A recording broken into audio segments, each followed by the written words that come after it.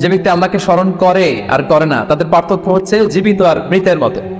যে আল্লাহকে স্মরণ করে তার হৃদয়টা জীবিত, আর যে ব্যক্তি আল্লাহকে স্মরণ করে না, অ্যাপারেন্টলি তাকে জীবিত মনে হলেও আল্লাহ বলে তার হৃদয়টা মৃত। ইবনে তাইমিয়া আলাইহি রাহমা উনি বলতেন, পানি ছাড়া যেমনি মাছ বাঁচতে পারে না, পানি থেকে মাছ উঠিয়ে ফেললে মাছের যেরকম অবস্থা, কোনো বান্দা যখন গাফেল হয়ে আল্লাহর জিকির থেকে দূরে সরে যায়, তার হৃদয়ের বুকয় অবস্থা হয়ে যায়, এটা মৃত অন্তরে রূপান্তরিত হয়। আল্লাহ তাআলাকে বেশি বেশি স্মরণ করার কিছু বেনিফিটস আমি শেয়ার করতে চাই। আমি 10টি বেনিফিট শেয়ার করবো খুব সংক্ষেপ। সম্মানিত সুধী, আল্লাহ তাআলার সন্তুষ্টিমূলক যে কোনো বিষয়, এটা মনে মনে চিন্তা করা কিংবা মুখ দিয়ে বলা কিংবা কাজে বাস্তবায়ন করা, এটাই বেসিক্যালি যিকরুল্লাহ বা আল্লাহর স্মরণ। আমি আবারও বলছি, আল্লাহ তাআলার সন্তুষ্টিমূলক যে কোনো কিছু মনে মনে চিন্তা করা কিংবা মুখে প্রকাশ করা অথবা কাজে বাস্তবায়ন করা, এটাই হচ্ছে যিকরুল্লাহ বা আল্লাহর স্মরণ, রিমেম্বারেন্স অফ আল্লাহ। বিশেষ করে আল্লাহ তাআলার পবিত্র নামগুলো স্মরণ করা। আমরা জানি যে আমাদের দেহকে সতেজ রাখার জন্য, প্রাণবন্ত রাখার জন্য খাবারের প্রয়োজন হয়। ঠিক তেমনি ভাবে আমাদের আত্মা বা আমাদের হৃদয়কে সতেজ রাখার জন্য খাবারের প্রয়োজন হয়, আর সেই খাবারটা হচ্ছে যিকরুল্লাহ, আল্লাহর স্মরণ, রিমেম্বারেন্স অফ আল্লাহ সুবহানাহু ওয়া তাআলা।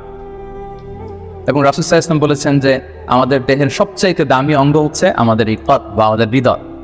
বিষ্ণু সাল্লাল্লাহু আলাইহি ওয়াসাল্লাম বলেন, ইন্না ফিল জাসাদি মুদগাহ ইযা সালুহাত সালুহাল জাসাদু কুল্লু ওয়া ইযা ফাসাদাত ফাসাদাল জাসাদু কুল্লু আলা ওয়া হিয়াল কলব।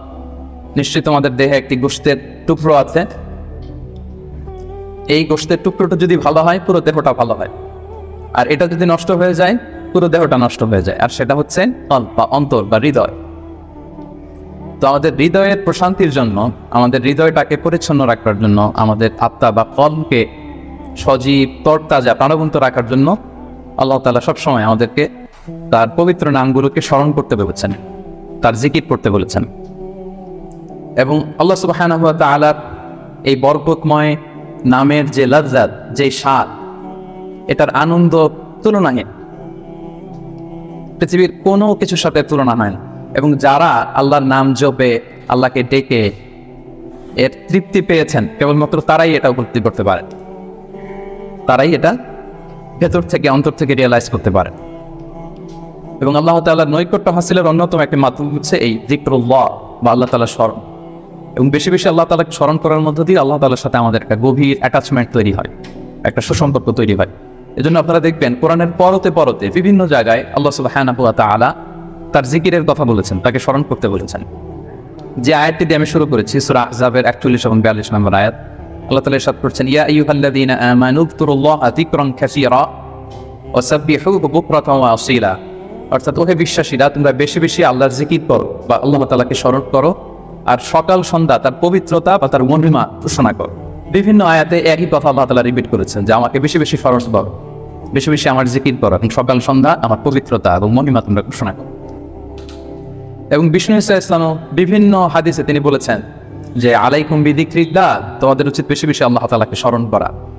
এক লোক রাসূল সাল্লাল্লাহু আলাইহি ওয়াসাল্লামকে বলল, ইয়া রাসূলুল্লাহ, ইন্না শারাইআল ইসলামি ক্বাদ কাসুরাত আলাইয়া, ইসলামের বিধান তো অনেক, তো এত বিধানের মধ্যে থেকে আমি কোনটা পালন করব? বা আখবিরনি বিশাইইন আতাশাব্বাসু বিহি, আপনি একটা আমাকে বলে দেন যেটা আমি আঁকড়ে ধরে থাকি, সবসময় করবো এটা, এরকম একটা বলেন। তখন রাসূল সাল্লাল্লাহু আলাইহি ওয়াসাল্লাম বললেন যে লা ইয়াজহালু লিসানুকা রাতাবান মিন যিকরিল্লাহ, তুমি যদি একটা সাজেশন চাও তাহলে আমি বলবো যে তোমার জিহ্বাটা যেন সবসময় আল্লাহর জিকিরে সিক্ত থাকে। সবসময় তোমার জিহ্বাকে, তোমার লিসানকে, তোমার জবানকে আল্লাহর জিকির দিয়ে তুমি সিক্ত রাখো। Always keep your tongue moist with the remembrance of Allah সুবহানাহু ওয়া তাআলা, আল্লাহর জিকিরে, আল্লাহর স্মরণে তোমার জিহ্বাটাকে সিক্ত রাখো। তো তার মানে কোরআনের এই আয়াত এবং রাসূল সাল্লাল্লাহু আলাইহি ওয়াসাল্লামের মুখ নিঃসৃত হাদিস থেকে আমরা বুঝতে পারলাম যে আমাদের সবসময় আল্লাহ তাআলাকে খুব বেশি বেশি স্মরণ করা উচিত। এবং এই যে শব্দটা যিকরুল্লাহ বা আল্লাহর স্মরণ, এই জিকির শব্দটা কোরআনে বিভিন্ন অর্থে এসেছে। কখনো কখনো এটা সালাত অর্থে এসেছে, যেমন আল্লাহ তাআলা বলছেন, ইযা নুদিয়া লিস-সালাতি মিন ইয়াউমিল জুমআতি ফাসআউ ইলা যিকরিল্লাহ, জুমার আজান যখন হয় তখন তোমরা আল্লাহর জিকিরের দিকে ধাবিত হও। এখানে জিকির দ্বারা উদ্দেশ্য হচ্ছে জুমার সালাতের দিকে ধাবিত হও।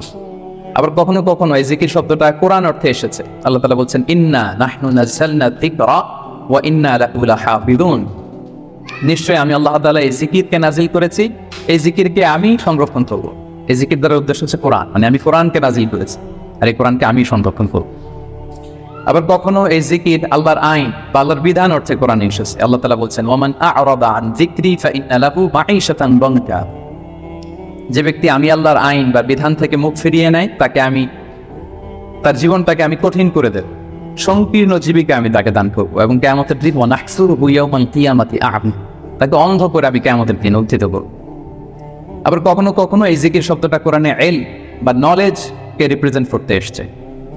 যেমন আল্লাহ তাআলা ইরশাদ করছেন, ফাসআলু আহলা যিকরি ইন কুনতুম লা তা'লামুন। তোমরা যদি কিছু না জানো তাহলে আহলে জিকিরকে জিজ্ঞেস করে জেনে নাও। তো এই আহলে জিকির দ্বারা উদ্দেশ্য কি? আহলুল ইলম, মানে যার কোরআন সুন্নাহর জ্ঞান আছে। আবার পাশাপাশি জিকির বলতে আল্লাহর স্মরণও বোঝায়, সিম্পলি আল্লাহ তাআলাকে স্মরণ করা, যেটা আমাদের আজকের টপিক, রিমেম্বারেন্স অফ আল্লাহ সুবহানাহু ওয়া তাআলা। যে আয়াতটা দিয়ে আমরা শুরু করেছিলাম, যে ইয়া আইয়ুহাল্লাযীনা আমানু যকুরুল্লাহা যিকরান কাসীরা। ওহে বিশ্বাসীরা, তোমরা আল্লাহ তাআলাকে বেশি বেশি স্মরণ করো। তাহলে সাধারণত স্মরণ করার অর্থ কোরআনে পাওয়া যায়। সম্মানিত সুধী, মূলত আমরা যে ইবাদতগুলো অফার করি, সকল ইবাদতের মূল উদ্দেশ্য হচ্ছে আল্লাহ তাআলা স্মরণ। আপনারা যদি একটু খেয়াল করে দেখেন, আমরা যত ইবাদত করি, যে সমস্ত ইবাদতগুলো ফার্জ করা হয়েছে, আসলে এর মূল উদ্দেশ্য কি? আল্লাহ তাআলাকে স্মরণ করা। আমরা যে সালাত করি, আসলে উদ্দেশ্য কি? আল্লাহর স্মরণ। আল্লাহ এটা বলেছে, ওয়া আকিমিস সালাতা লিযিকরি ইন্নানি আনাল্লাহু লা ইলাহা ইল্লা আনা ফা'বুদনি ওয়া আকিমিস সালাতা লিযিকরি। মুসা আলাইহিস সালামকে আল্লাহ বললেন, আমি হচ্ছি আল্লাহ, আমি ছাড়া কোনো ইলাহ নেই, আর আমার স্মরণে সালাত কায়েম করো। তাহলে সালাতটা আমরা কায়েম করছি কার স্মরণে? বলুন সবাই, কার স্মরণে? আল্লাহর স্মরণে কায়েম করছি। আবার অনুরূপভাবে আমরা যে হজ আদায় করি, এই হজেরও মূল উদ্দেশ্য হচ্ছে আল্লাহ তাআলার স্মরণ। আল্লাহ তাআলা বলছেন, ফাইদা কাদাইতুম মানাসিকাকুম ফাযকুরুল্লাহা কাযিকরিকুম আবাআকুম আও আশাদ্দা যিকরা। তোমাদের হজের কার্যক্রম যখন শেষ হয়ে যায়, তখন আল্লাহ তাআলাকে ওইভাবে স্মরণ করো যেমনি জাহিলি যুগে তোমরা তোমাদের পূর্বপুরুষদের স্মরণ করতে, বা তার চেয়ে বেশি স্মরণ করো। তাহলে সালাতের উদ্দেশ্য আল্লাহকে স্মরণ, আমরা এই আয়াত থেকে পেলাম। হজের উদ্দেশ্য আল্লাহকে স্মরণ। সিয়ামের উদ্দেশ্যের দিকে যদি আমরা খেয়াল করি, সিয়ামের প্রাইম অবজেক্টিভ হচ্ছে আল্লাহকুম তাত্তাকুন, যাতে করে তোমরা আল্লাহ সচেতন হতে পারো। অর্থাৎ এই অনুভূতি নিজের মধ্যে বিল্ড করতে পারো যে আমি যাই করি না কেন, কে দেখে? আল্লাহ সুবহানাহু ওয়া তাআলা দেখে। তার মানে আল্লাহর স্মরণ। তার মানে সালাত আদায় করি, উদ্দেশ্য আল্লাহর স্মরণ। হজ আদায় করি, এটার উদ্দেশ্য আল্লাহর স্মরণ। আমরা যে রমাদানে সিয়াম অফার করছি, এটার উদ্দেশ্য কিন্তু আল্লাহর স্মরণ। তাহলে সকল ইবাদতের মূল উদ্দেশ্য বেসিক আল্লাহ তাআলাকে স্মরণ করা। সম্মানিত উপস্থিতি, এ পর্যায়ে আমি এই যে আল্লাহকে স্মরণ করতে বারবার বলা হয়েছে কোরআনে, হাদিসে, এই স্মরণ করলে আমাদের লাভটা কি, কি বেনিফিট আছে? দ্য বেনিফিটস অফ যিকরুল্লাহ, আল্লাহ তাআলাকে বেশি বেশি স্মরণ করার কিছু বেনিফিটস আমি শেয়ার করতে চাই। আমি 10টি বেনিফিট শেয়ার করবো খুব সংক্ষেপে। বেশি বেশি আল্লাহ তাআলাকে স্মরণ করা বা আল্লাহর জিকির করার যে বেনিফিটগুলো আছে, তার প্রথমটা হচ্ছে এর মধ্য দিয়ে আল্লাহ তাআলার সাথে আমাদের একটা স্পেশাল অ্যাটাচমেন্ট করেও, একটা সুগভীর সম্পর্ক করেও। এবং আপনি যে আপনার যে কোনো পরিস্থিতিতে আল্লাহর উপর তাওয়াক্কুল করেন, এটা প্রমাণিত হয়। You put your trust on Allah, you rely upon Allah. আপনার যে কোনো সিচুয়েশনে আপনি আল্লাহকে স্মরণ করেন, তার মানে কি? আপনার তাওয়াক্কুল বা বিশ্বাস, আস্থার জায়গাটা কার উপরে? আল্লাহর উপরে। এটা প্রমাণিত হয়। এবং এর মধ্য দিয়ে আপনার একটা সাবমিসিভনেস প্রমাণ হয়, যে আপনি সবকিছু আল্লাহ তাআলার উপর সুপর্দ করে দেন, এবং এর ভেতর দিয়ে আল্লাহর সাথে একটা গভীর অ্যাটাচমেন্ট, একটা সম্পর্ক আমাদের গড়ে ওঠে। এটা হচ্ছে 1 নম্বর বেনিফিট, যিকরুল্লাহ। 2 নম্বর বেনিফিট হচ্ছে যারা বেশি বেশি আল্লাহকে স্মরণ করে, আল্লাহর জিকির করে, তাদের প্রতি আল্লাহ তাআলা আল্লাহর নেয়ামত আরো বাড়িয়ে দেন। আল্লাহর ব্লেসিংস, মার্সি, বাউন্টিজ, এগুলো আল্লাহ তাআলা আরো বাড়িয়ে দেন। কারণ বারবার আল্লাহকে স্মরণ করা মানে কি? এটা কাইন্ড অফ মানে আপনার গ্র্যাটিটিউড, আপনি আল্লাহর প্রতি কৃতজ্ঞতা প্রকাশ করছেন যে আল্লাহ তাআলা আপনাকে নেয়ামতে ধন্য করেছেন। বারবার আপনি তাকে স্মরণ রাখেন। বাংলা একটা কথা বলে, যার নুন খাও তার গুণ গাও। তো আল্লাহর নেয়ামতে আমরা বেঁচে আছি, তো সে আল্লাহকে বারবার স্মরণ করি, তার মানে এটা আল্লাহ তাআলার প্রতি একটা আমাদের কৃতজ্ঞতা বোধ, শুকরিয়া বোধ, তাই না? এবং আল্লাহ বলেছেন, লা ইন শাকারতুম লা আযীদান্নাকুম, যদি বেশি বেশি কৃতজ্ঞ হও, শুকরগুজার হও, শুকরিয়া আদায় করো, আমি নেয়ামত আরো বাড়িয়ে দেব। তাহলে 2 নম্বর যেটা আমরা পেলাম, আল্লাহ তাআলার নেয়ামতের বাড়ি ধারা, এটা আমাদের উপর আরো বাড়তে থাকবে, কন্টিনিউ হতে থাকবে। 3 নম্বর হচ্ছে, it protects you from the temptation of শয়তান এন্ড ইভিল আর্টস। শয়তানের টেম্পটেশন থেকে এই যিকরুল্লাহ আপনাকে রক্ষা করবে।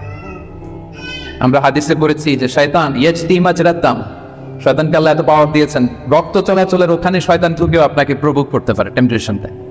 সহিহ বুখারীতে এসেছে একটা তাআলিক হাদিস, বিষ্ণুই বলেন, আশ-শাইতানু জাসিমুন আলা কলবি ইবনে আদম, শয়তান বনি আদমের কলবে, অন্তরে খামচি মেরে বসে থাকে। ফাইদা যাকারাল্লাহা খানাসা, যখন বনি আদম আল্লাহর জিকির করে, আল্লাহকে স্মরণ করে, খানাসা, শয়তান দৌড়ে পাবে। ওয়াইদা গাফালা ওয়াসওয়াসা, আর যখনই আবার সে অন্যমনস্ক হয়, গাফিল হয়, শয়তান আবার এসে তাকে ধোঁকা দিতে থাকে। তাহলে সবসময় যদি আল্লাহর স্মরণের মধ্যে আমরা থাকি, শয়তানের টেম্পটেশন থেকে আমরা মুক্ত থাকি। এবং এটা কেমন যেন it works like a fortress. আপনি একটা দুর্গের ভেতরে ঢুকে ওই দুর্গকে তালাবদ্ধ করে দিয়েছেন, ইউ আর প্রোটেক্টেড।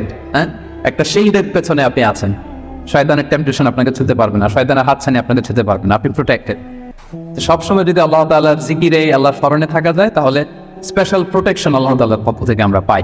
এটা হচ্ছে 3 নম্বর বেনিফিট।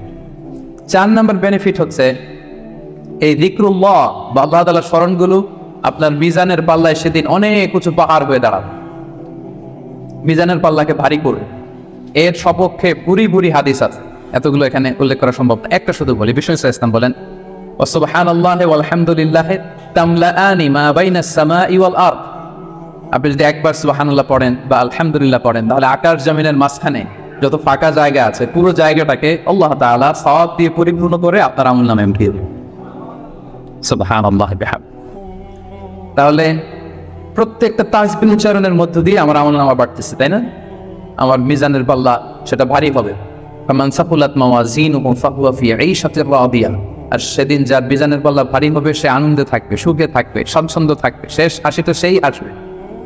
সেই জিকিরটাকে, এটা আমাদের এডিকশনে রূপান্তর করা উচিত। Be addicted with the যিকরুল্লাহ।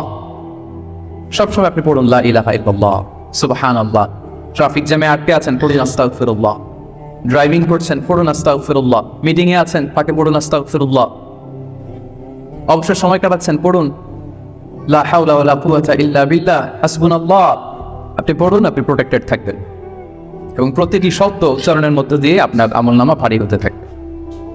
আচ্ছা, 5 নম্বর বেনিফিট হচ্ছে আল্লাহ সুবহানাহু ওয়া তাআলা যারা সবসময় আল্লাহকে স্মরণ করে, তাদের জন্য ক্ষমা এবং সুবিশাল প্রতিদানের ঘোষণা দিয়েছেন। সূরা আহজাবের 35 নম্বর আয়াতে আল্লাহ তাআলা 10 শ্রেণীর ব্যক্তির ঘোষণা, 10 শ্রেণীর ব্যক্তির নাম উল্লেখ করে তিনি বলেছেন, আ'আদাল্লাহু লাহু মাগফিরাতান ওয়া আজরান আযীমা। এই 10 শ্রেণীর লোকের জন্য আল্লাহ তাআলা ক্ষমা এবং সুমহান প্রতিদান তিনি রেখে দিয়েছেন। এই 10 শ্রেণীর ব্যক্তির মধ্যে এক শ্রেণী হচ্ছে আয-যাকিরুনাল্লাহা কাসীরান ওয়ায-যাকিরাত, যারা সব সময় সর্ব অবস্থায় আল্লাহ তাআলাকে স্মরণ করে, তাদের জন্য আল্লাহ তাআলা ক্ষমা প্রস্তুত করে রেখেছেন। এবার বলেন তো, আমাদের ক্ষমার দরকার আছে কিনা? হ্যাঁ, আছে। আমরা সবাই তো ক্ষমার ভিখারি, আল্লাহ তাআলার কাছে ক্ষমা চাই। আমরা সবাই পাপী। কুল্লুকুম খাত্তাউন ওয়া খায়রুল খাত্তাইনা আত-তাওয়াবুন। আমরা সবাই পাপী, আমাদের ক্ষমার প্রয়োজন আছে। তো আমরা যেন বেশি বেশি আল্লাহ তাআলাকে স্মরণ করি, তার জিকির দিয়ে যেন আমাদের জিহ্বাকে সিক্ত রাখি। 6 নম্বর হচ্ছে it saves you from the hell fire. আল্লাহর জিকির জাহান্নামের আগুন থেকে মানুষকে বাঁচায়। রাসূল সাল্লাল্লাহু আলাইহি ওয়াসাল্লাম বলেন, লিকুল্লি শাইইন সিকালা ওয়া সিকালাতুল কুলুবি যিকরুল্লাহ। সবকিছুকে পলিশ করতে হয়, আর অন্তরের পলিশ করার পদ্ধতি হচ্ছে যিকরুল্লাহ, আল্লাহর জিকির। আল্লাহর জিকির ছাড়া কোনো কিছু দিয়ে হৃদয়কে পলিশ করা যায়। এরপর বিষ্ণু সাল্লাল্লাহু আলাইহি ওয়াসাল্লাম বলেছেন, মা মিন শাইইন আনজা মিন আযাবিল্লাহি মিন যিকরিল্লাহ। আল্লাহর আযাব থেকে বান্দাকে বাঁচাতে আল্লাহর জিকিরের চেয়ে কার্যকরী দ্বিতীয় কোনো জিনিস আর পৃথিবীতে নেই। আল্লাহর আযাব থেকে রক্ষা করতে সবচাইতে কার্যকরী হাতিয়ার হচ্ছে যিকরুল্লাহ, আল্লাহর স্মরণ। সব সময় উঠতে বসতে আল্লাহ তাআলাকে স্মরণ করা। তাহলে বেশি বেশি জিকির আমাদেরকে জাহান্নামের আগুন থেকে বাঁচাবে। 8 নম্বর বেনিফিট হচ্ছে, এরকম ইন্টারেস্টিং, যদি আপনারা একটু খেয়াল করেন, যে এই জিকিরটা এটা যে কোনো সময় করা যায়। কি বলেন? যে কোনো সময় করা যায়, যে কোনো পরিস্থিতিতে করা যায়, ইন এনি সিচুয়েশন, যেখানে থাকেন করা যায়। আল্লাহ বলেছেন, ফাযকুরুল্লাহা কিয়ামা ওয়া কুউদা ওয়া আলা জুনুবিহিম। দাঁড়িয়ে করা যায় আল্লাহর জিকির, বসে করা যায়, শুয়ে করা যায়, ইভেন আপনি যদি অপবিত্র থাকেন তখনও করা যায়। আল্লাহর জিকির করার জন্য, আল্লাহকে মনে মনে স্মরণ করার জন্য কিন্তু পবিত্রতা প্রয়োজন নেই, সবাই একমত। ইভেন আপনি যদি জুনুবি হালাতে থাকেন, মানে আপনার গোসল করা ফরজ, তখনও আপনি আল্লাহর জিকির করতে পারবেন। ইভেন আমাদের বোনদের যখন পিরিয়ড চলে, তখনও তারা আল্লাহর জিকিরগুলো করতে পারে, তাসবিহগুলো করতে পারে, তাহলিলগুলো করতে পারে। সুবহানাল্লাহ ওয়া বিহামদিহি। তাহলে এটা এমন একটা আমল, এটা সব সময় করা যায়, যে কোনো মুহূর্তে করা যায়, যে কোনো সিচুয়েশনে করা যায়। এই জন্য আমরা যেন নিজেদেরকে আল্লাহর জিকিরের সাথে জুড়ে রাখি, সম্পৃক্ত করে রাখি, সবসময় আমাদের জিহ্বা যেন আল্লাহর জিকির দিয়ে আমরা সিক্ত রাখি। 9 নম্বর বেনিফিট হচ্ছে, আমরা যদি আল্লাহর জিকির করি, আল্লাহ আমাদের জিকির করে। সুবহানাল্লাহ ওয়া বিহামদিহি। আল্লাহ তাআলা বলছেন ফাযকুরুনি আযকুরকুম ওয়াশকুরুলি ওয়ালা তাকফুরুন। ওই বান্দারা, তোমরা আমাকে স্মরণ করো, আমিও তোমাদেরকে স্মরণ করি। আমরা আল্লাহকে স্মরণ করলে আল্লাহ আমাদেরকে স্মরণ করে। সুবহানাল্লাহ। এটা অনুভূতির বিষয়। প্রাইম মিনিস্টার আনোয়ার ইব্রাহিম যদি আমাকে স্মরণ করে, আমাকে নিয়ে কথা বলে প্রাইম মিনিস্টারের অফিসে, এটা কেমন ফিল হবে আপনাদের? জো বাইডেন আমাকে নিয়ে আলাপ করে হোয়াইট হাউস, এটা কেমন ফিল হবে আপনাদের? আরশের মালিক আল্লাহ সুবহানাহু ওয়া তাআলা আপনাকে স্মরণ করে, আপনার নাম উল্লেখ করে, এটা কেমন লাগে আপনার কাছে? আল্লাহু আকবার। হাদিসে কুদসিতে আল্লাহ তাআলা বলেন, ফাইন যাকারানি ফি নাফসিহি যাকারতুহু ফি নাফসি। আমার কোনো বান্দা যদি একাকী আমাকে স্মরণ করে, আমি আমার বান্দাকে একাকী স্মরণ করি। আমার কোনো বান্দা মনে মনে আমাকে স্মরণ করলে আমি তাকে মনে মনে স্মরণ করি। ওয়া ইন যাকারানি ফি মালাইন যাকারতুহু ফি মালাইন খায়রিন মিনহু। আর সামষ্টিকভাবে কোনো বিশাল প্রোগ্রামে গেট টুগেদারে যদি সবাই মিলে আমি আল্লাহকে স্মরণ করে, তাহলে আমি এর চেয়েও বড় গেট টুগেদার সাজিয়ে ফেরেশতাদেরকে নিয়ে সেখানে আমি আমার বান্দাকে স্মরণ করি। ওয়া ইন তাকাররাবা ইলাইয়া বিশিবরিন তাকাররাবতু ইলাইহি যিরাআন। আমার কোনো বান্দা যদি আমার দিকে এক বিঘত অ্যাডভান্স হতে চায়, অগ্রসর হতে চায়, আমি আমার বান্দার দিকে এক হাত অগ্রসর হই। ওয়া ইন তাকাররাবা ইলাইয়া যিরাআন তাকাররাবতু ইলাইহি বাআন। আমার কোনো বান্দা যদি আমার দিকে এক হাত আসতে চায়, আমি আমার বান্দার দিকে দুই হাত এগিয়ে যাই। ওয়া ইন আতানি ইয়ামশি আতাইতুহু হারওয়ালা।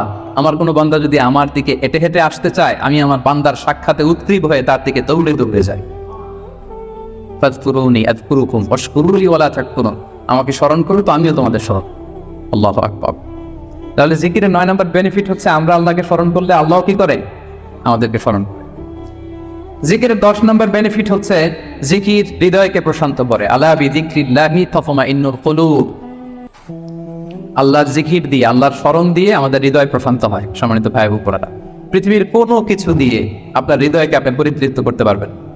কোনো কিছু না, তৃপ্ত হবে না আপনার হৃদয়।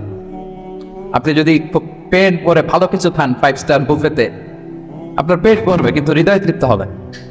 আপনি যদি অনেক টাকার মালিক হন, আপনার একটা স্যাটিসফ্যাকশন আসবে কিন্তু আপনার হৃদয় তৃপ্ত হবে না।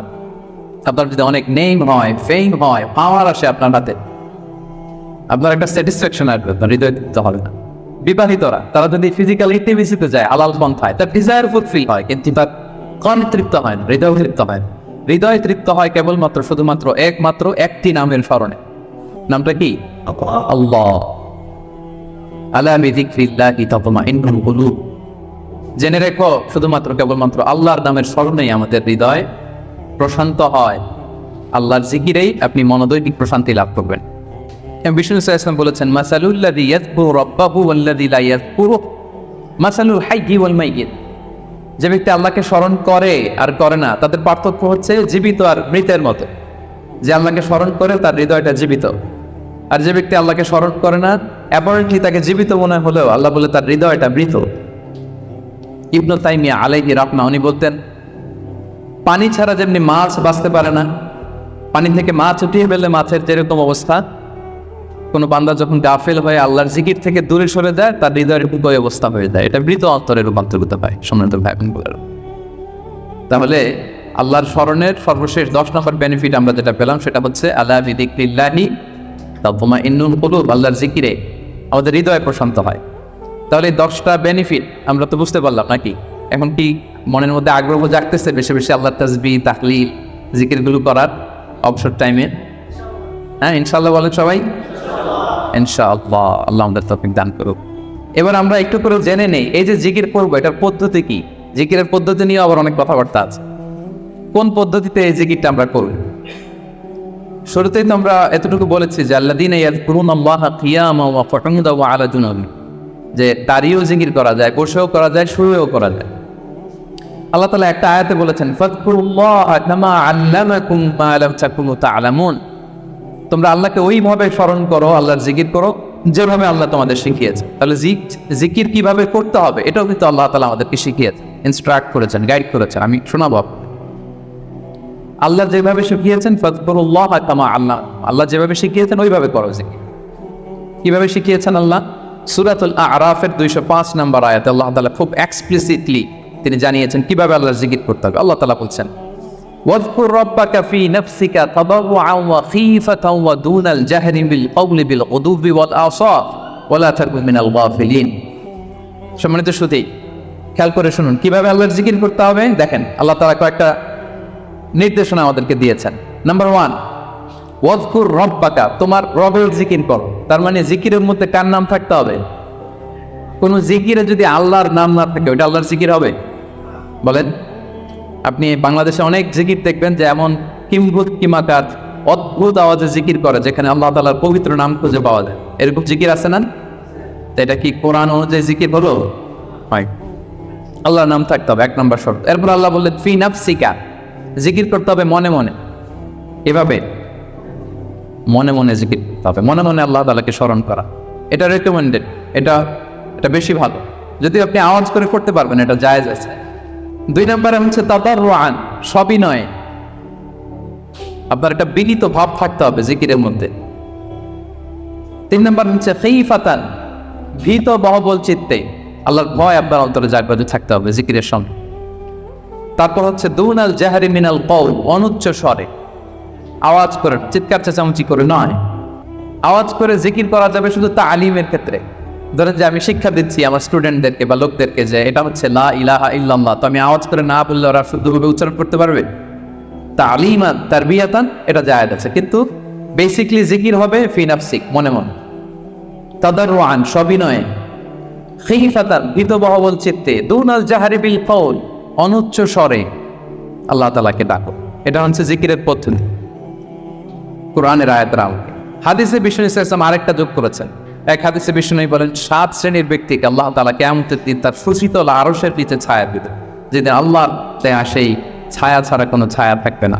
এর মধ্যে 1 শ্রেণীর ব্যক্তি হচ্ছে রাজুলুন যাকারাল্লাহা খালিয়ান ফাফাদাত আইনা, এমন ব্যক্তি যে গোপনে আল্লাহকে ডাকে।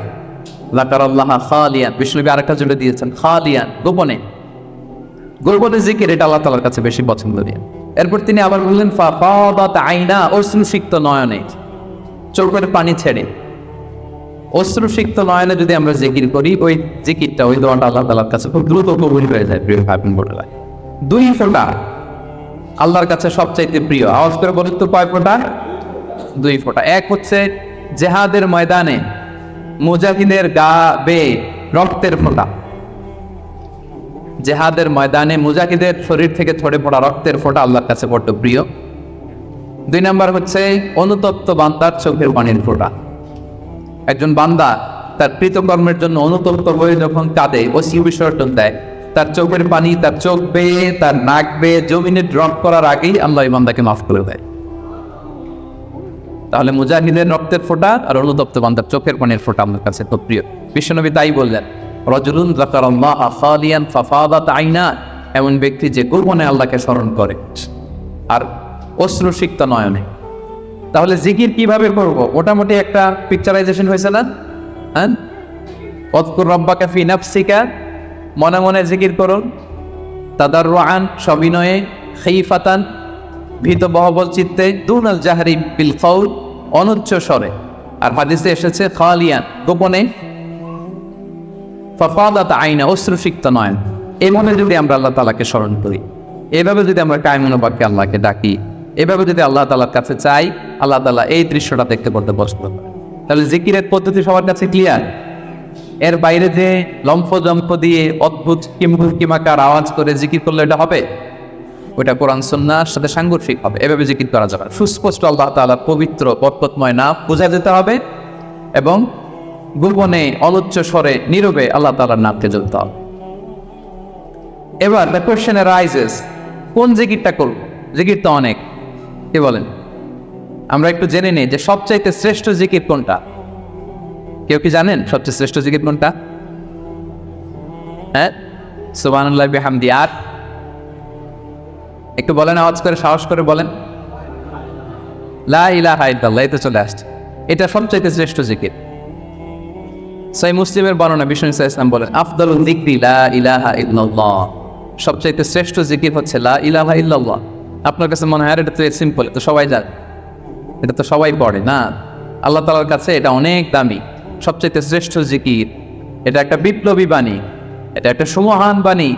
এটাকে বলা হয় কালিমাতুত তাওহীদ, একত্ববাদের ঘোষণা আছে। লা ইলাহা ইল্লাল্লাহ, আল্লাহ ছাড়া কোনো ইলাহ নেই, কোনো উপাস্য নেই, কোনো বিধানদাতা নেই, কোনো আইনদাতা নেই। এটা সুমহান বাণী। এটা যাচ্ছে তাই ছোটখাটো কোনো বাণী নয়। লা ইলাহা ইল্লাল্লাহ আফদালু যিকরি, লা ইলাহা ইল্লাল্লাহ। অবসর পেলেই, সময় পেলেই পড়বেন লা ইলাহা ইল্লাল্লাহ, লা ইলাহা ইল্লাল্লাহ, লা ইলাহা ইল্লাল্লাহ। এটা কালিমাতুত তাওহীদ, আল্লাহ তাআলা সম্মান বাড়ে। এটা যে আমাদের কাছে খুব স্বাভাবিক জিকির মনে হয়, এই ব্যাপারটা আবার অস্বাভাবিক না, এটা অস্বাভাবিক। কারণ মুসা আলাইহিস সালামের কাছে এমন মনে হয়েছে, মুসা আলাইহিস সালাম সরাসরি আল্লাহর সাথে কথা বলতেন। মুস্তাদরাকে হাকিমে একটা হাদিস এসেছে, মুসা আলাইহিস সালাম আল্লাহকে বললেন, ইয়া রব্বি আল্লিমনি শাইআন আযকুরুকা বিহি ওয়া আদউকা বিহি।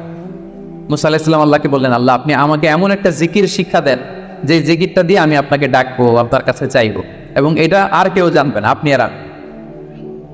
তো আল্লাহ বললেন, ইয়া মুসা কুল লা ইলাহা ইল্লাল্লাহ, হে মুসা তুমি পড়ো লা ইলাহা ইল্লাল্লাহ। মুসা আলাইহিস সালাম বললেন, ইয়া রব্বি কুল্লু ইবাদিকা ইয়াকুলু হাদা, হে আল্লাহ আপনার সব বান্দাই তো এটাই পড়ে, লা ইলাহা ইল্লাল্লাহ তো সবাই জপে, সবাই পড়ে, আমি তো স্পেশাল কিছু চেয়েছিলাম, ইন্নামা উরিদু শাইআন তাখুসুনি বি, আমি এমন কিছু চেয়েছি যেটা স্পেশাল, এটা এই নামে আমি ডাকবো আর আপনি যান, আর কেউ যাবে না, স্পেশাল একটা জিকির আমাকে শিক্ষা দেন। তখন আল্লাহ তাআলা বললেন, ইয়া মুসা লাউ তাদাউ লা ইলাহা ইল্লাল্লাহ ফি কাফফা, মুসা তুমি যদি লা ইলাহা ইল্লাল্লাহকে মিজানের এক পাল্লায় রাখো, ওয়া তাদাউস সামাওয়াতুস সাবউ ওয়াল আরাদিন ফি কাফফা, আর সাত আকাশ আর সাত জমিন যদি আরেক পাল্লায় রাখো, লা রাজাহাত কাফফাতু লা ইলাহা ইল্লাল্লাহ, মুসা মুহূর্তেই লা ইলাহার পাল্লাটা পানি বেরোছে। সুবহানাল্লাহ। এটা যেন তেন কোনো কালিমা নয়, এটা বিপ্লবী বাণী, এটা সুমহান বাণী। এখানে ওয়াননেস অফ গড, আমি যে একক, অদ্বিতীয়, অতুলনীয়, ইউনিক, এটার ঘোষণা দেওয়া হয় লা ইলাহা ইল্লাল্লাহ। আল্লাহ ছাড়া কোনো ইলাহ নেই, আল্লাহ ছাড়া কোনো উপাস্য নেই, এটা সাধারণ কোনো বাণী নয়। তাহলে মুসা আলাইহিস সালামের মনে প্রশ্ন জেগেছিল এটা, যে আল্লাহ স্পেশাল দোয়া শিখান। আল্লাহ বললেন লা ইলাহা ইল্লাল্লাহ, উনি বললেন সবাই তো এটা পড়ে।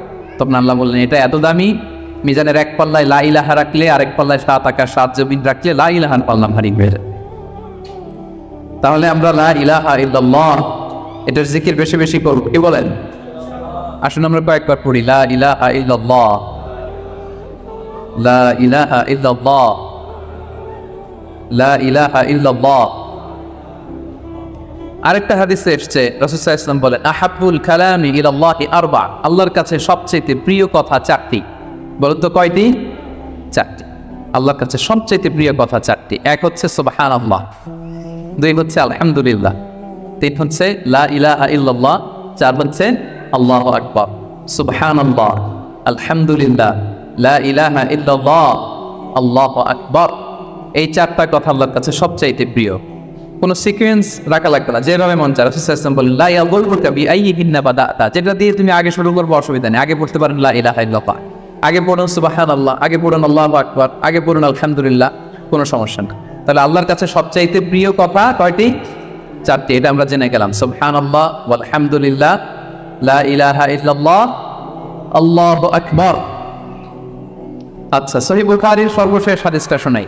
বিষ্ণু সাল্লাল্লাহু আলাইহি ওয়াসাল্লাম বলেন, কালিমাতান হাবিবাতানি ইলার রহমান, দুটি বাক্য আছে দয়াময় আল্লাহর কাছে খুব প্রিয়, এই বাক্য দুটি, কিন্তু খাফিফাতানি আলাল লিসান, জিহ্বায় উচ্চারণে এটা বেশ হালকা পাতলা। সাকিলাতানি ফিল মিজান, কিন্তু মিজানের পাল্লায় উঠালে এটা অনেক ওজন হবে। এর এক হচ্ছে সুবহানাল্লাহি ওয়া বিহামদিহি, সুবহানাল্লাহিল আযীম, সুবহানাল্লাহি ওয়া বিহামদিহি, সুবহানাল্লাহিল আযীম। এটা পারেন না আপনারা? আজকের এই যে আলোচনা তো রেকর্ড হচ্ছে, আপনারা আমাদের সোশ্যাল মিডিয়া হ্যান্ডেলে সার্চ করলে পেয়ে যাবেন। আমি উচ্চারণ সহ তো বলে দিচ্ছি প্রত্যেকটা, আমরা যেন এগুলো মুখস্থ করে নেই। দুটি বাক্য আল্লাহর কাছে খুব প্রিয়, বড্ড প্রিয়, কিন্তু জিহ্বায় উচ্চারণ একেবারে very simple, very easy and smooth, কিন্তু মিজানের পাল্লা রেখে দিলে অনেক ভারী হয়ে যাবে। সুবহানাল্লাহি বিহামদিহি, সুবহানাল্লাহিল আযীম। তারপরে আপন নামে জিকির করবো, আল্লাহর ৯৯টি নাম ধরে আল্লাহকে ডাকবে। আল্লাহর ৯৯টা সুন্দর সুন্দর নাম আছে। কুল ইদউল্লাহ আও ইদউর রহমান আইয়াম্মা তাদউ ফালাহুল আসমাউল হুসনা, আল্লাহকে আল্লাহ বলে ডাকো কিংবা রহমান বলে ডাকো, তবে জেনে রাখো আল্লাহর অনেকগুলো সুন্দর সুন্দর নাম আছে। কয়টা নাম? সহিহ বুখারীতে এসেছে, ইন্না লিল্লাহি তিসআতান ওয়া তিসঈনা ইসমা মিআতান ইল্লা ওয়াহিদা, আল্লাহর ৯৯টা নাম আছে। মান আহসাহা দাখালাল জান্নাহ, যে এই ৯৯ নামকে মুখস্থ করবে, এটাকে হৃদয়ে ধারণ করবে, এর যে হক আছে আদায় করবে, আল্লাহ তাকে জান্নাত দান করবে। আল্লাহর ৯৯টা নাম সুযোগ হলে মুখস্থ করবেন। আমাদের IIM এর প্রতিদিনের মর্নিং অ্যাসেম্বলি শুরু হয় আল্লাহর ৯৯টা নাম জপে। খেয়াল করেছেন আপনারা? হ্যাঁ, একটা নাশিদের সুরে পড়ে। সকালবেলা নাকি ঘুমিয়ে থাকেন ওই টাইমে আপনারা? সকালবেলা 8টার দিকে, মোস্ট লাইকলি 8টার দিকে যখন দোয়া করে আমাদের মর্নিং অ্যাসেম্বলি শুরু হয় ইউআইতে, সেই তো আমি 13 সাল থেকে শুনতেছি আল্লাহর 99টা নাম জপে তারপরে officially the starting of the day এখানে হয়। আলহামদুলিল্লাহ। তো আল্লাহর নামগুলো ধরে যেন আমরা আল্লাহকে ডাকি, ইয়া আল্লাহ, ইয়া রহমান, ইয়া রহিম, ইয়া হাইয়্যু, ইয়া কাইয়্যুম। এভাবে আল্লাহকে ডাকলে আল্লাহ তাআলা বড় খুশি হন। এবং হাদিসে এসেছে আর রহমান আর রাহিম এবং হাইয়্যু আর আল কাইয়্যুম, এই নামগুলোকে ইসমে আজম বলা হয়েছে। এক সাহাবী এভাবে ইয়া হাইয়্যু, ইয়া কাইয়্যুম, ইয়া রহমান রাহিম বলে দোয়া করছে। এই দোয়া রাসূল সাল্লাল্লাহু আলাইহি ওয়াসাল্লাম শুনে বললেন, ওর দোয়া তো আছে, কবুল হয়ে যাবে, কারণ সে ইসমে আজম ধরে ধরে দোয়া করছে। সুবহানাল্লাহ ওয়া বিহামদিহি। ইসমে আজম হচ্ছে এমন আল্লাহর নাম, ইদা দুইয়া বিহি আজাবা, আল্লাহ এটা দিয়ে আল্লাহকে ডাকলে আল্লাহ ডাকে সাড়া দেয়। ও ইদা সুইলা বিহি আ'তা, এই নামের বদৌলতে আল্লাহর কাছে কিছু চাইলে আল্লাহ দিয়ে। তাহলে এই নামগুলো ধরে আমরা আল্লাহ তাআলাকে ডাকতে পারি। কি বলেন? আল্লাহর 99টা নাম আমরা যেন মুখস্থ করি। সব শেষে বলবো আযকারুস সাবাহি ওয়াল মাসা, যেহেতু আমি যে আয়াত দিয়ে শুরু করেছিলাম সেই আয়াতের শেষে আল্লাহ বলেছেন ওয়াসাব্বিহুহু বুকরাতাও ওয়া আসীলা, তোমরা বেশি বেশি আল্লাহকে স্মরণ করো আর সকাল সন্ধ্যা আল্লাহর মহিমা, আল্লাহর প্রশংসা, আল্লাহর গ্লোরি এটাকে তোমরা বর্ণনা করো। আল্লাহর প্রশংসা, আল্লাহর মহিমা বর্ণনা করো সকাল সন্ধ্যা। সবসময় তো করবোই, বিশেষ করে সকাল সন্ধ্যা। এবং রাসূল সাল্লাল্লাহু আলাইহি ওয়াসাল্লাম ফজরের সালাতের পরে, মাগরিবের সালাতের পরে লম্বা তাসবিহ পড়তেন। ফজরের প্রত্যেক ফরজ সালাতের পরে বিষ্ণু সাল্লাল্লাহু আলাইহি ওয়াসাল্লাম তাসবিহ তো পড়তেনই, ফজর আর মাগরিব এই দুইটার পরে আরো দীর্ঘ সময় ধরে তিনি তাসবিহ পড়তেন। প্রত্যেক ফরজ নামাজের পরে রাসূল সাল্লাল্লাহু আলাইহি ওয়াসাল্লাম 3 বার ইস্তিগফার পড়তেন। সবচেয়ে সহজ, খুব সহজ একটা জিকির, আস্তাগফিরুল্লাহ, আস্তাগফিরুল্লাহ, আস্তাগফিরুল্লাহ। আপনারা পড়েন তো নাকি? পড়েন। হ্যাঁ, এগুলো হচ্ছে টেক অ্যাওয়ে মেসেজ, এগুলো নিয়ে যেতে হবে সাথে করে। এই যে আইএম বাংলাদেশ কমিউনিটির সুন্দর প্রোগ্রামের আয়োজন করলাম, আমরা আসলাম, আমরা যেন প্রতিটা টেক অ্যাওয়ে মেসেজ সাথে করে নিয়ে যাই। ফরজ সালাতের পরে 3 বার আস্তাগফিরুল্লাহ আমরা পড়বো। ইস্তিগফারের অনেক ফজিলত, বেসিক 5টা ফজিলত বিষ্ণু বলেন, মান লাজিমাল ইস্তিগফার জাআলাল্লাহু লাহু মিন কুল্লি দিকিন মাখরাজা। ইস্তিগফারতে সব সময় পড়বে, ও জীবনে আটকাবে না। বিপদের পড়লেই আল্লাহ এই যে ক্লিয়ারের ব্যবস্থা করে দিবে, মানে ওয়ে আউট, এক্সিট। আপনি আটকাবেন না, আল্লাহ আপনাকে ওয়ে আউটের ব্যবস্থা করে দিবে। অমিন কুল্লি হাব্বিন ফারাজা, দুশ্চিন্তা থাকবে না আপনার জীবনে, অ্যাংজাইটি থাকবে না, চিন্তামুক্ত করবেন। 2টা গেল। ওয়ারযুকহু মিন হাইসু লা ইয়াহতাসিব, এমন জায়গা থেকে আল্লাহ রিজিকের ব্যবস্থা করে দিবেন আপনাকে, আপনি কল্পনাও করতে পারবেন। 4 নাম্বার, আল্লাহর পক্ষ থেকে বড় আযাব গজব কখন আপনাকে স্পর্শ করবে না। ওমা কানাল্লাহু মুআযিবাহুম ওয়া হুম ইস্তাগফিরুন, আমার বান্দারা যতক্ষণ ইস্তিগফার করে কোনো আযাব তাকে স্পর্শ করবে না। 5 নাম্বার, যে সব সময় ইস্তিগফার, উঠতে বসতে সব কাজে ইস্তিগফার করে করতে করতে এক পর্যায়ে এই ব্যক্তি মুস্তাজাবুদ দাওয়াতে উন্নীত হয়ে যাবে। মুস্তাজাবুদ দাওয়া মানে এমন ব্যক্তি যে দোয়া করতে দেরি হয়, ওই দোয়া কবুল করতে দেরি হয় না, হাত তুলতে দেরি আল্লাহ কবুল করে ফেলেন। তা আমরা কি মুস্তাজাবুদ দাওয়া হতে চাই? সবাই হতে চাই? আমরা যেন বেশি বেশি ইস্তিগফার করি। এরপর রাসূল সাল্লাল্লাহু আলাইহি ওয়াসাল্লাম করতেন আল্লাহুম্মা লা মানিআ লিমা আ'তাইতা ওয়া লা মু'তিয়া লিমা মানা'ত ওয়া লা ইয়ানফা'ু যাল জাদ্দি বিকাল জাদ। অর্থগুলো বড় সুন্দর। আল্লাহ তুমি যেটা আমাকে দিবে এটাকে আটকে রাখার কেউ নেই। আল্লাহ তুমি যেটা আটকে রাখতে চাও, দিতে চাও না, গোটা বিশ্বের সব শক্তি একসাথে মিলেও এটা আমার সামনে হাজির করার ক্ষমতা কারণে। আল্লাহ তোমার সামনে তোমার আনুগত্য ছাড়া অন্য কিছুর কোনো দাম হয় না। এগুলো রাসূল সাল্লাল্লাহু আলাইহি ওয়াসাল্লাম পড়তেন। সকালবেলা পড়তেন আল্লাহুম্মা বিকা আসবাহনা ওয়া বিকা আমসাইনা ওয়া বিকা নাহইয়া ওয়া বিকা নামুতু ওয়া ইলাইকান নুশুর। আবার সন্ধ্যাবেলা পড়তেন আল্লাহুম্মা বিকা আমসাইনা ওয়া বিকা আসবাহনা ওয়া বিকা নাহইয়া ওয়া বিকা নামুতু ওয়া ইলাইকান নুশুর। এই দোয়াগুলো রাসূল সাল্লাল্লাহু আলাইহি ওয়াসাল্লাম পড়তেন। আল্লাহুম্মা আনতাস সালাম ওয়া মিনকাস সালাম তাবারাকতা ইয়া যাল জালালি ওয়াল ইকরাম, এটা পড়তেন। ফজরের সালাতের পর একটা বিশেষ দোয়া পড়তেন, আল্লাহুম্মা ইন্নী আসআলুকা ইলমান নাফিআ ওয়া রিজকান তাইয়্যিবা ওয়া আমালান মুতাকাব্বালা। আল্লাহ আপনার কাছে আমি উপকারী জ্ঞান চাই, আল্লাহ আপনার কাছে আমি পবিত্র রিজিক চাই, আল্লাহ আপনার কাছে আমি কবুলযোগ্য আমল চাই। এই দোয়াগুলো রাসূল সাল্লাল্লাহু আলাইহি ওয়াসাল্লাম পড়তেন। প্রত্যেক ফরজ সালাতের পরে 33 বার সুবহানাল্লাহ, 33 বার আলহামদুলিল্লাহ, 33 বার আল্লাহু আকবার, সবশেষে বিলাতেন এই বলে লা ইলাহা ইল্লাল্লাহ ওয়াহদাহু লা শারীকা লাহু লাহুল মুলকু ওয়া লাহুল হামদু ওয়া হুয়া আলা কুল্লি শাইইন কাদির। এই দোয়াটা লা ইলাহা ইল্লাল্লাহ ওয়াহদাহু লা শারীকা লাহু, বিষ্ণু বলেন এটা আরাফার দিনের শ্রেষ্ঠ দোয়া। এই দোয়া আমি আমার আগের সব নবীরা পড়েছি।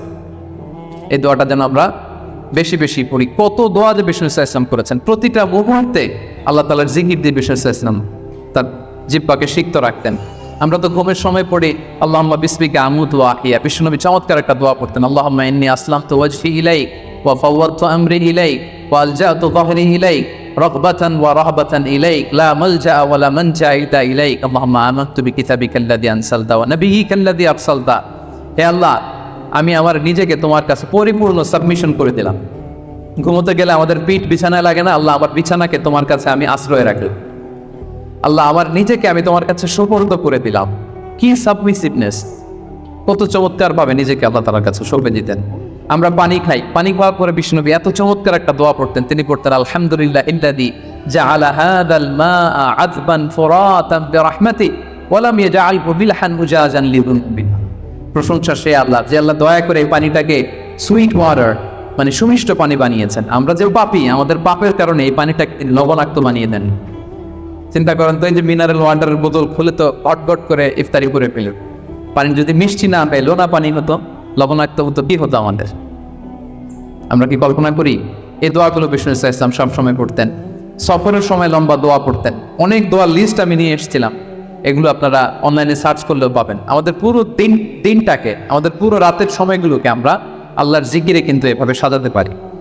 বিষ্ণু ইসলামের নির্দেশনা অনুযায়ী যেন আমরা আমাদের জিহ্বাটাকে আল্লাহর এই চমৎকার নামের জিকির দিয়ে যেন সিক্ত রাখি। আমরা যেন বেশি বেশি আল্লাহ তাআলার নাম জপে নিজেদেরকে শয়তানের প্রভোকেশন, টেম্পটেশন থেকে যেন আমরা প্রোটেক্টেড রাখি। আমরা যেন আমাদের সাথে আল্লাহর সম্পর্ককে আরো মজবুত করি।